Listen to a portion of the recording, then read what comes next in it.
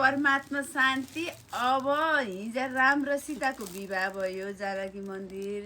अब यहाँ चाइनाबाट दुबोको माला हो है त। अब यो लीलाको खानी छ।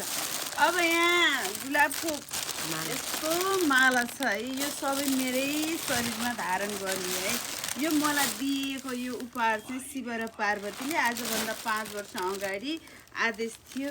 यिनी यहाँ आएर सफल भएकी छन्। चाहे जोसुकै होस्, हामी अनुहार आउँदैनौँ है त, किनभने हामी नदेख। यो फुलको भण्डार पवित्र सन्तान भनेको फुल हो कि भगवानको लागि है।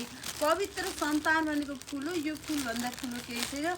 म पशुपति जानलाई रेडी भएको मान्छे, आज उनी टक्क आइन। अब यो एउटा सौभाग्य हो मेरो लागि। ल हेर्नुहोस्, धरती आमाको छोराछोरी फुलेको संसार कति लिएर आएका। यी फुल पनि मारोडी शान्ति हो। अब आउँदा चाहिँ चाइनाबाट पाइरा लिएर आए है त, ढुङ्गाकै ढुङ्गा है। अनि पछि अब नेपाललाई पनि ढुङ्गा उत्पादन गर्नु पऱ्यो अरे कि, महादेव प्रसन्न उमार्नु पऱ्यो धरतीबाट। गौरी शान्त हौ त। अनि पछि यो खजना सबै फुलै फुल। हेर्नु न, छोरीहरूले कोटी फुल लिएर आएका। अझ घिउ पनि ल्याएर एकछिन, तेल ल्याएर एकछिन। ल चाइनाको जय होस्। चाइना जस्तै हामी पनि मिनेती भनौँ।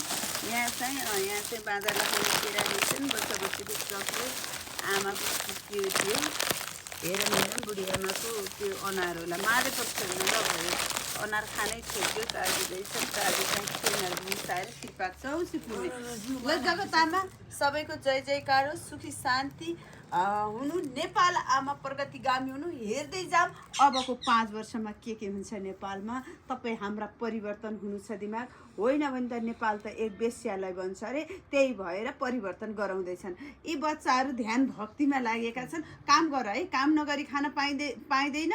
जोगी बन्ने होइन, मनको मन्दिर सजाउने हो, भक्ति गर्ने हो, रुद्राक्ष एउटा जप्ने हो, आनन्द भोले र पार्वती मनैमा सिँगार्ने हो, लक्ष्मी नारायण राधा र कृष्ण राम र सीता गौरी जयकार होस्। अनि हामी काममा दौडिने हो, आनन्दले खुसी हुने आजको जीवन। भोलि त बाँचिन्छ बाँचिन्न थाहा छैन।